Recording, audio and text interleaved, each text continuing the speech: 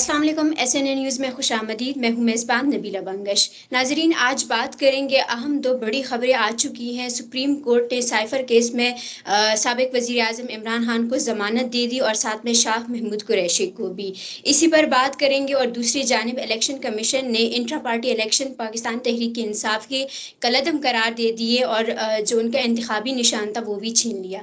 इसी पर बात करेंगे। मेरे साथ लीगल एक्सपर्ट वकास साहब मौजूद है। अस्सलाम वालेकुम सर। वालेकुम अस्सलाम। सर, बहुत शुक्रिया आपने वक्त दिया। सर, मेरा सवाल आपसे ये है कि सुप्रीम कोर्ट की जानिब से कहा गया है कि जो साइफर केस था वो जल्दबाजी में बनाया गया। तो सर, बसीयत लीगल एक्सपर्ट, आप इस पर क्या राय देंगे?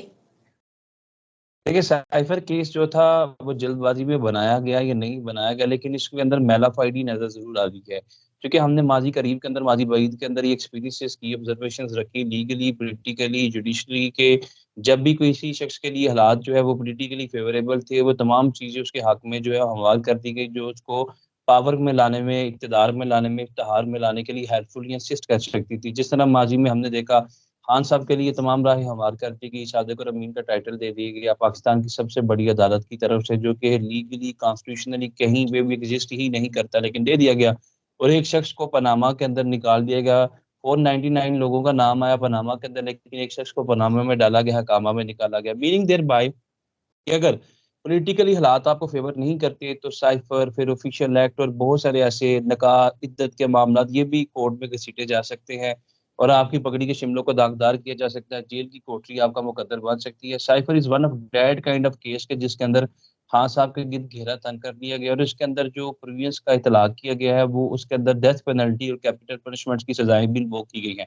मैं बतौर स्टूडेंट ऑफ लॉ ये समझता हूँ कि जो स्टोरी नरेट की गई, वादा माफ गवाह आजम खान साहब को इसके अंदर शामिल किया गया और दीगर जो सुल्तानी गवाह थे इसके अंदर, उनको शामिल करने के बाद ये केस जो है वह मजबूत बन चुका था कि हाँ साहब वहां से साइफर लेके अपनी रिहायशगाह पे बनी गाला पर गए और वहां पे जाके एक मीटिंग के अंदर, जो कि उनकी एक जलसानुमा मीटिंग, जो उसमें डिस्कस किया। बतौर प्राइम मिनिस्टर ये आपकी हल्फ की खिलाफ वर्जी है कि आप एक ऑफिशियल डॉक्यूमेंट को, जो कि आप सरकारी कैपेसिटी के अंदर या कैपेसिटी के अंदर आप इस्तेमाल करते हैं ऑफिशियली, आप उसको किसी जलसागाह में या प्राइवेटली इस्तेमाल नहीं कर सकते। अगर ये स्टोरी पे अगर हम बिलीव कर लें और एविडेंसेस और टेस्टिमनी इसके ऊपर रिकॉर्ड कर लें, तो मैं समझता हूँ ये मुश्किल तरीन केस है। अगर जिस तरह गुज़िश्ता रोज़ साइफर के अंदर इनकी जमानत जो है वो ले ली गई, अब एक जमानत नहीं, मेरे ख्याल में इनको बहुत सारी जमानतों के अंबार लेने पड़ेंगे, फिर जाके कहीं जो है जेल की कालकोठरी से इनको जो है कहीं सफेद दिन देखने को नसीब हो। तो मैं ये समझता हूँ कि मौजूदा सिनारियो के अंदर जो साइफर है, उसके अलावा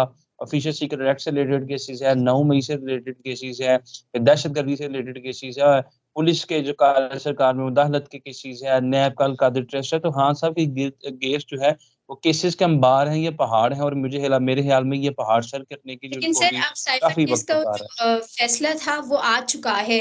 अदालत ने जमानत दे दी, लेकिन इमरान खान अभी साइफर तक का रिहा फैसला नहीं आया। नहीं हुए। देखिए, साइफर का नहीं फैसला आया, जी। साइफर केस का फैसला नहीं आया, साइफर केस जमानत की जो जो हुई है। जमानत की बेल पिटीशन थी उसका फैसला है जी। जी सर, जो जमानत हुई है, लेकिन अभी तक इमरान खान जेल में है, उनकी रिहाई नहीं हुई। तो क्या ये तौहीन अदालत नहीं है?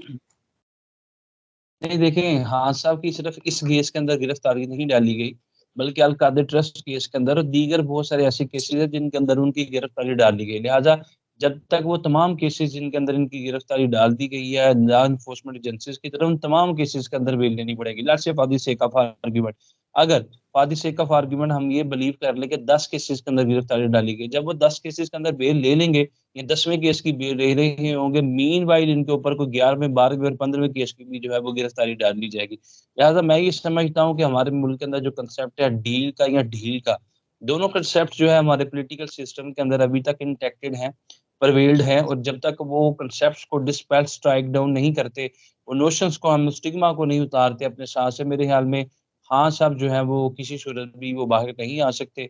और गुज़िश्ता रोज भी आपने देखा कि जिस तरह उनकी पॉलिटिकल पार्टी को उस पॉलिटिकल सिनारियो स्ट्रक्चर से, स्केलेटन से निकाल के बाहर फेंका गया, बल्ले का निशान उनसे ले लिया गया। So this is a very hard nut to crack on the part of chairman Tehreek Insaf, जो कि साबिक बन चुके हैं हम। और at the same time must say one thing in this regard, he is entirely to hot water, he is facing music right now. जो उनकी सूरत हाल है गुज़िश्ता रोज के बाद, क्योंकि कहीं न कहीं ये पॉसिबिलिटी और प्रोबेबिलिटी थी कि जो लोग इनके टिकट के ऊपर शायद आप इंतखाबी निशान के ऊपर इलेक्शन कंटेस्ट करेंगे, लोग शायद उनको बड़ा वेलकम करेंगे, भारी सीगे से जीतेंगे और जब वो जेल से बाहर आएँगे तो इस नैरेटिव को बेचेंगे, प्रोस्पेक्टिव को डेवलप करेंगे कि मैं जेल में भी था लेकिन लोगों ने मुझे बड़ी पज़ीराई दी। लेकिन कल के जो है मेरे ख़्याल में फैसले के बाद जो इलेक्शन कमीशन का था, उसके बाद मज़ीद इनकी पोज़ीशन जो है मुतज़लज़ल हो चुकी है।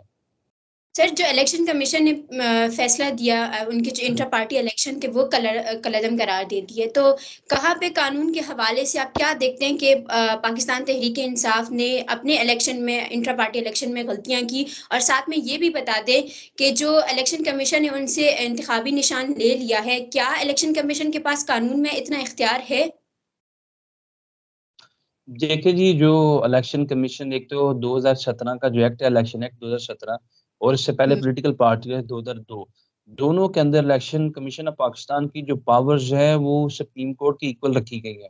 लेकिन फिर हुँ, गाहे-बगाए हमने जो हमारे साबिक चीफ जस्टिस है साकिब निसार फिर आसिफ सईद खोसा की जो जजमेंट्स देखी उसमें कर्टेल कर दी गई, दस्त दे दी तमाम पावर्स को अथॉरिटी को। मैं बतौर स्टूडेंट ऑफ लॉ समझता हूँ कि इलेक्शन कमीशन के पास ये पावर्स मौजूद है। पार्टी को बैन करने तक वो सारी पावर्स मौजूद हैं। लेकिन लेकिन उसके वो उस पावर्स हाँ, जब भी एक्सरसाइज़ हुई जी, माज़ी के अंदर जी। भी जब ये पावर्स एक्सरसाइज़ हुई किसी भी सियासी जमात के अगेंस्ट, उस वक़्त भी कहा गया कि पॉलिटिकल विक्टिमाइज़ेशन है और आज भी जब हम सियासी चश्मे यानी कि गॉगल्स पहन के देखते हैं तो हमें ये विक्टिमाइज़ेशन ही नज़र आती है। लेकिन यहाँ पे मैं समझता हूँ कि जो भी एरर्स थे या लकूनास थे on the part of PTI कि वो कौन-कौन सी चीज़ें जो है वो फेयरली, फ्रीली, जस्टली नहीं कर सके जिसकी इलेक्शन कमीशन रिक्वायरमेंट की। उसके बाद अभी जो है उनके लिए एक बड़ी मुश्किल सूरत-ए-हाल है। Although supreme court of Pakistan के सामने जा सकते हैं वो और they can challenge this decision in the appellate forum before the supreme court of Pakistan उसके अंदर मुझे लगता है बतौर स्टूडेंट ऑफ लॉ कि शायद उनको रिलीफ मिल जाए। क्योंकि आइन की जो मंशा है आर्टिकल 218 की 224 ए की फ्रीली, फेयरली, जस्टली, इम्पार्शियली इंतखाबात के बाद इक़्तिदार को मुंतकिल करना, उसका इंतकाल करना। तो मैं ये समझता हूँ कि इस तरीके से अगर लेवल प्लेइंग फील्ड ना दी जाए पार्टी को एक फेयर अपॉर्च्युनिटी ही ना दी जाए to contest and to prevail their candidates in their different jurisdiction तो फिर मुश्किल एक चीज़ नज़र आती है। लिहाज़ा शायद सुप्रीम कोर्ट में ये फैसला रिवर्ट हो जाए। जी सर, जैसे आपने लेवल प्लेइंग फील्ड का की बात की, मेरा आपसे इसी पर सवाल है कि ये इलेक्शन कमीशन की ज़िम्मेदारी है कि वो तमाम सियासी जमातों को फ़राहम करे। तो जिस तरह पाकिस्तान तहरीक-ए-इंसाफ के साथ हो रहा है, उनके रहनुमाओं को पकड़ा जा रहा है, कागज़ाती नामज़दगी मंज़ूर नहीं की जा रही और अब इंतखाबी निशान का भी फ़ैसला आ गया। तो सर, क्या इलेक्शन कमीशन अपनी ज़िम्मेदारियाँ पूरी कर रहा है? देखिए, मेरा नहीं ख़्याल कि कहीं पे भी उनकी तरफ से ज़िम्मेदारी पूरी की जा रही है। और ये चीज़ जो है इस पे डेलिब्रेशन करने की जो गौर-व-ख़ोज करने की ज़रूरत है चीफ इलेक्शन कमीशन को भी, तमाम मेंबरान को भी, कि आपका जो मैंडेट है 220 में, 18 में, 24 में, 24 ए में, शायद उसके साथ नंबर-जमा होने की ज़रूरत है। ये आपकी प्राइमरी लायबिलिटी है, जिससे आप किसी सूरत भी जो है वो मुतस्ना करार नहीं दिए जा सकते। हुँ, ठीक है, बहुत शुक्रिया आपने हमें वक़्त दिया। नाज़रीन, आपने गुफ्तगू सुनी। इस वक़्त इलेक्शन कमीशन पर सारी ज़िम्मेदारी आयद होती है कि वो तमाम सियासी जमातों के साथ वही रवैये रखे, पाकिस्तान तहरीक इंसाफ के साथ भी जो उन्होंने तमाम सियासी जमातों के साथ रखा हुआ है। देखने का बहुत शुक्रिया।